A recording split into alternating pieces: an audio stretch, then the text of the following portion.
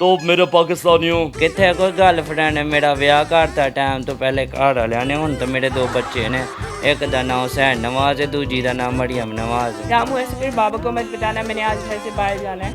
वाह सदके तू कर ली जाएंगी। नहीं नहीं तुम्हें लेके जाऊंगी मैं। बहुत मैं ठीक ठाक है तो मैनू आ दसे ना रामू नु तो समझाना कि नहीं समझाना। माँ जी क्या बातें हुआ कि मुझे बताया ज़रा। जी welcome back to my program ऐसा क्या है। और ऐसा क्या है कि सेकंड सेगमेंट में हम लगाने लगे हैं एक पॉलिटिकल तड़का जो कि होने लगा है बिलावल भुट्टो, शेख रशीद और इमरान खान का कॉम्बो। तो उस कॉम्बो के लिए हम चलते हैं उनके पास और मज़े मज़े के जो है सवाल उनसे पूछते हैं जी। तो मेरे पाकिस्तानियों आज मैं कहना चाहता हूँ शेख साहब मेरी शादी के तो बहुत दिन करीब है।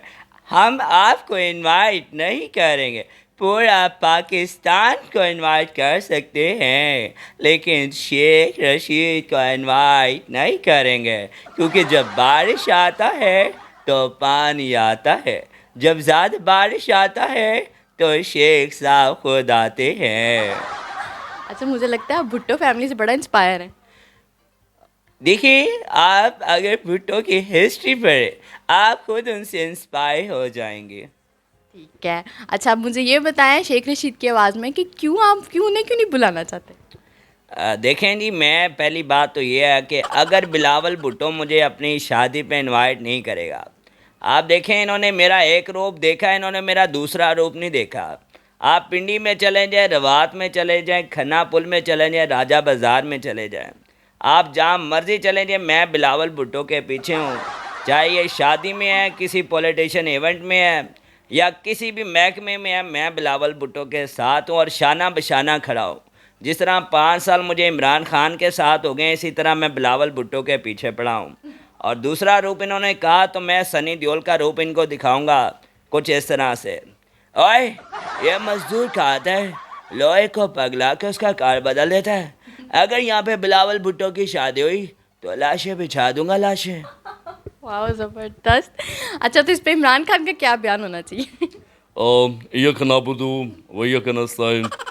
तो मेरे पाकिस्तानियों मैं कहना चाहता हूँ कि बिलावल भुट्टो अगर तुम्हारी शादी हो जाती है तो शेख रशीद की शादी मैं करवाने वाला हूँ, क्योंकि जो पिछले 5 शादियाँ इवेंट्स हुए हैं उनमें मैं बस इनको ये कहना चाहता हूँ कि शेख साहब आप लाल हवेली में बैठे हैं और बिलावल भुट्टो जब आपकी शादी होगी तो मैं आपको लाल हवेली तोहफे में दूंगा। वाह ज़बरदस्त।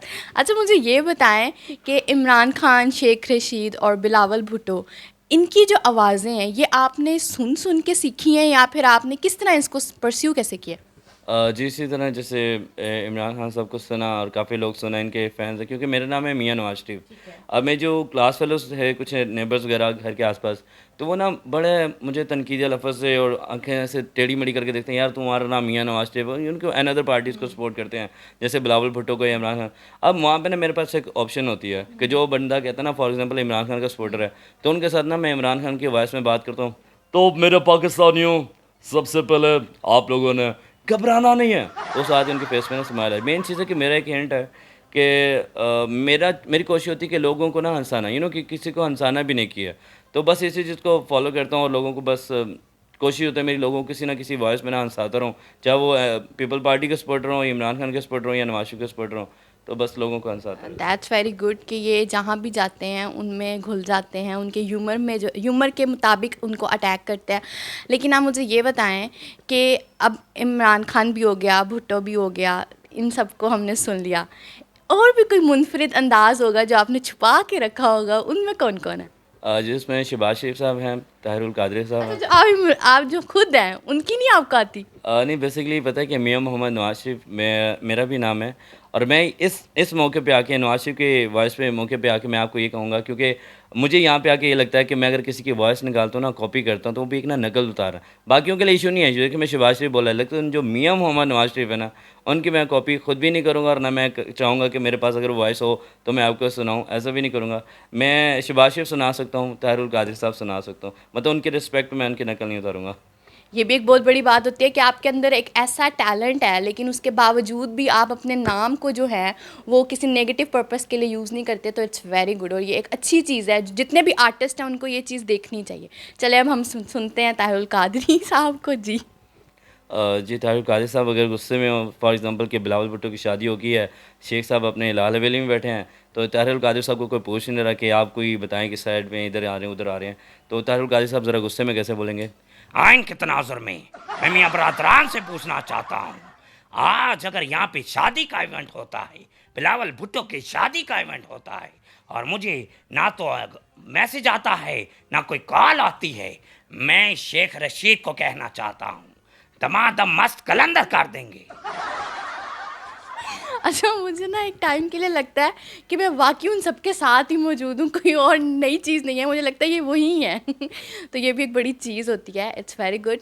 अच्छा, और किन किन की आप उतार सकते हैं? शहबाज शरीफ साहब हाँ को जी, शहबाज शरीफ। अच्छा, मुझे ये बताएं, बड़े मियाँ सुभान अल्लाह, बड़े मियाँ की आप रिस्पेक्ट में नहीं उतारे क्योंकि वो आपका नाम है, लेकिन इन्होंने छोटे भाई को नहीं बख्शा। नहीं, शहबाज शरीफ का क्योंकि उनका भी एक वो डायलॉग बड़ा फेमस हुआ, काफ़ी लोगों ने मुझे बोला, कहते हैं यार तुम इतने ज़्यादा नून लीग के सपोर्टर हो तो उनकी क्यों नहीं, क्योंकि मरीम चलें। नवाज़ के बड़े मुझे बोला, तो मैंने कहा नहीं यार शहबाज शरीफ का एक यूनिक डायलॉग बड़ा फेमस हुआ था, वो आपने भी वो देखा होगा, लेकिन उसको भी मैं पॉजिटिव में लूँगा। वो इस तरह था उनका एक डायलॉग, देखें आपको लग रहा होगा कि मैं यहाँ पे इंटरव्यू देने आया हूँ, मैं इंटरव्यू देने नहीं आया, बल्कि ये खुद आई हैं मेरे घर में। आप देखें हमने लाल हवेली के चारों तरफ अपनी आवाम को मुसल्लत कर दिया है, हमने मोटर वे बनाई है, हमने मेट्रो बस बनाई है, जीना होगा मरना होगा धरना होगा धरना होगा।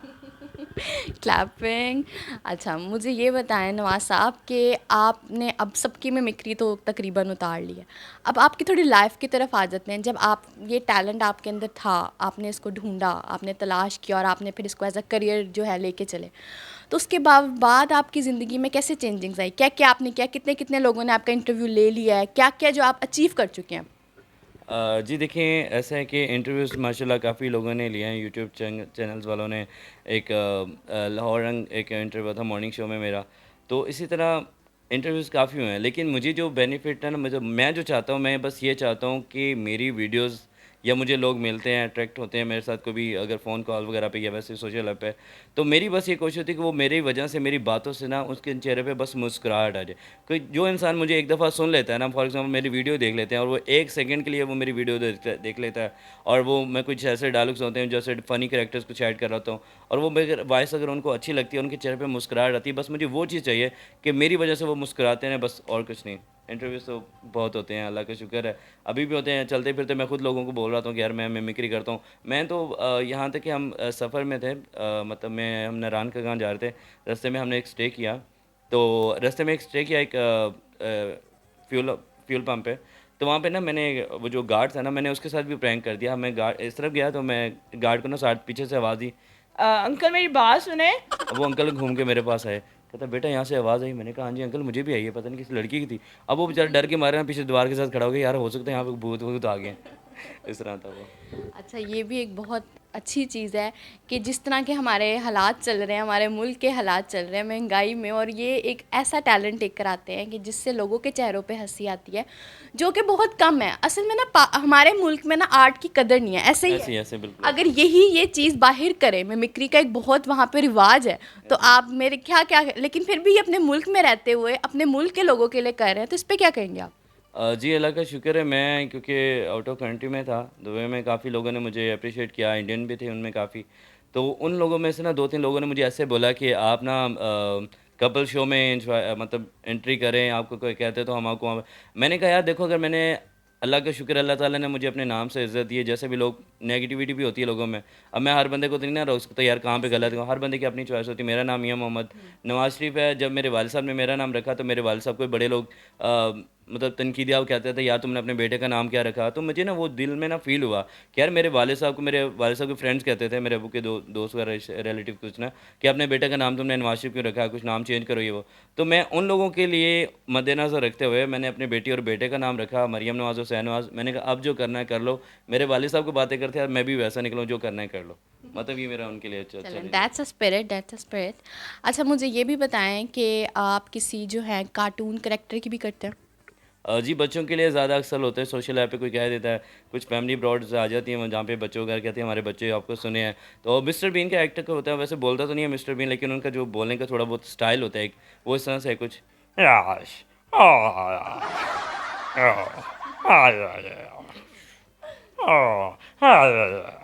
वो मतलब इस तरह, और इसी तरह मोटू पतलू बच्चों के कार्टून है वो उसमें। अरे बड़े भैया, मुझे लगता है अरे ये तो लड़की हमारा सारा इंटरव्यू लेके जाएगी। इससे पहले कि मुझे भूख लगे समोसे तो लेके आओ। और साथ ही अगर नोबिता और डोरेमोन वगैरह वो उस तरह बोलते हैं। अरे नोबिता तुम वहाँ मत जाओ, इससे पहले कि इंटरव्यू तुम्हारा लेने आए तुम वहाँ से भाग जाओ। मुझे भी लगता है कि शिजुका और जियान दोनों इंटरव्यू दे के गए हुए हैं। हाँ ना, मुझे भी ऐसा लगता है। अच्छा, आपके इतने इंटरव्यूज़ हुए हैं तो कभी कोई अपॉर्चुनिटी नहीं मिली कि किसी एनिमेटेड मूवी में या किसी में भी आपको कोई मिला हो कि करें? नहीं फ़िलहाल ऐसा कुछ भी नहीं हुआ है, लेकिन उम्मीद है अल्लाह ताला बेहतर करेगा जो भी। ये जो व्यूअर्स आपको देख रहे हैं, ये बहुत पावर होती है इस चीज़ में, और मैं यहाँ पे बैठे हुए इतना एंजॉय कर रही हूँ और मुझे लगता है कि इनके अंदर एक बहुत अच्छा टैलेंट है जो कि आना चाहिए स्क्रीन पे, और मेरे ख्याल से जो है ना, इनको प्रमोशन मिलनी चाहिए।